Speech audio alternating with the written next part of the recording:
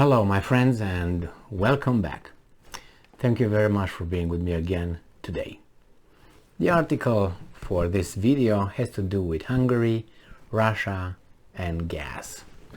I have to start by saying that Hungary's foreign minister is a person who I admire. I listen to him talk freely without teleprompters or anything like this, answering questions, very naughty questions I must add, coming from some rude and weasel-like interviewers from the corporate mass media in the West. So he's very smart. I think he either lived abroad or he studied very well the way of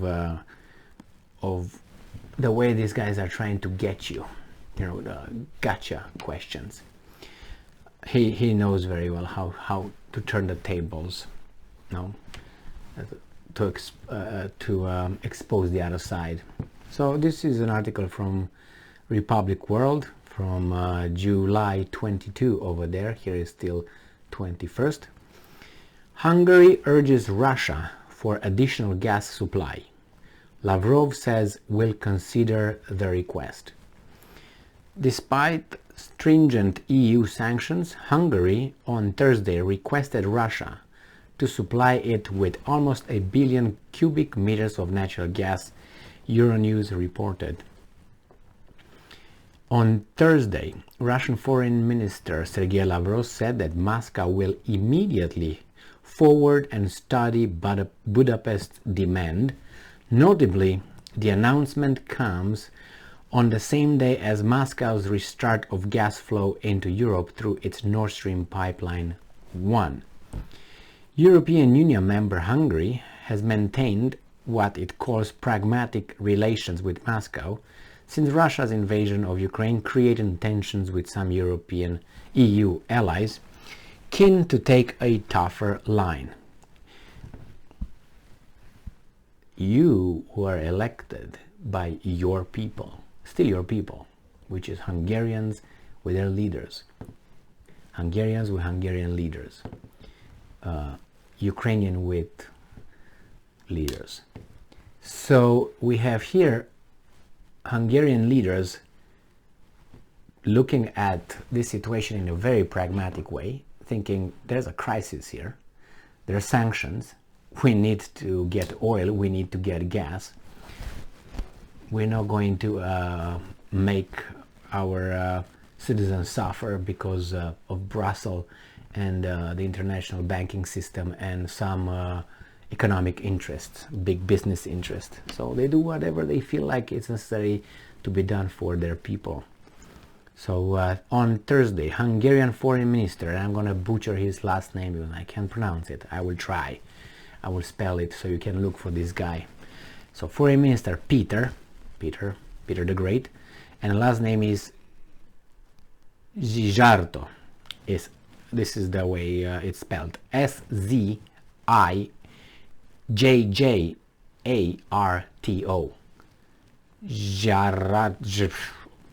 I can't, I'm sorry.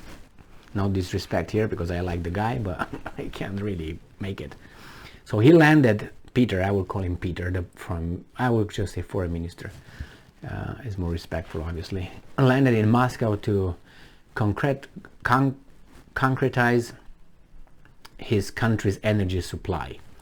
Talking about the additional supply, he said, looking at the current market situation, like it or not, without Russian sources, it would not be possible to buy an additional 700 million cubic meters of gas, the foreign minister of Hungary said. He added, in the current international situation, the most important thing for us is to ensure Hungary's energy security. Do you hear that? Each and every leader of any country should have this as the first line over there. For us is to ensure Hungary's interest, or in this case, energy security. Therefore, I would like to talk today and agree on increasing the volumes of gas already supplied to Hungary from Russia. I like him. He seemed to care for his people first, and then for whomever else. So Hungary is considered a pariah in Europe just because it has its independent tendencies, and not only independent in the way of saying, you know, this is Hungary, it's not the European Union, it's Hungary, made out of Hungarians. Hungary and Hungarians have a history, have a culture, have a tradition, have a, and I'm putting the parentheses, borrowed religion, and they would like to continue living under their traditions and culture. They do not want to be lectured by other countries' values or lack of, or different values, because that's the way they are. They are independent, they are a nation. It's an extended family, that's a tribe, and it has its particularities. It's like, for instance, you would ask the Japanese or Japan to, because they're part of whatever alliance, to change its traffic from driving on the left side of the road to the right side of the road, or vice versa, being asked as an American to change it because you're friends and in an alliance, NATO alliance with let's say Great Britain, you should drive on the left side of the road. What would you say? Why? And then you say, well, does it hurt anyone? Well, that's their tradition, and this tradition is actually driving on the left side of the road. Actually, is linked to riding a horse. Better put, how you saddle, how to get on the saddle, and how you get off the horse. That's the only, from what I read as a teenager, this is the reason why these guys are on the left side of the road driving, or because they were, it's how you get on a horse and you get off a horse. I think it's from the left side, therefore you have to you know, be on the left side, being the side of the road, something like that. Nevertheless, the same should be with, there should be some agreed general values, but don't get into details, and don't think that this value has to be implemented by everybody else. Every other culture has to see certain things in the same way. Some cultures see marriage in a certain way, some other cultures see pedophilia in a certain way, some other cultures see, I don't know, misogyny in a certain way, or I don't know, polygamy in a certain way. It's just different culture, good or bad. Who is the one who imposes? The one who thinks that he's got the best one. So he has to impose and tell others, hey guys, you're not doing something right, because that implies he is doing something that is superior, better.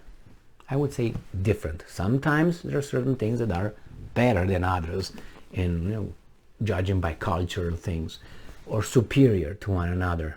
But in this case, Hungary is just trying to be independent, and I'm a Romanian, and you know, if you look at the relations between Romanians and Hungarians, they're not the best, ever been the best, since they came from Asia. Hungarians, not the good neighbors anyway. Nevertheless, but regardless, if he's your friend or enemy or acquaintance or whatever it is, or he is or she is, if they do something right, by all means you have to recognize that, regardless of what else you think they do bad. Thank you very much for being with me again today. Stay strong, stay smart, look for the truth, and be just.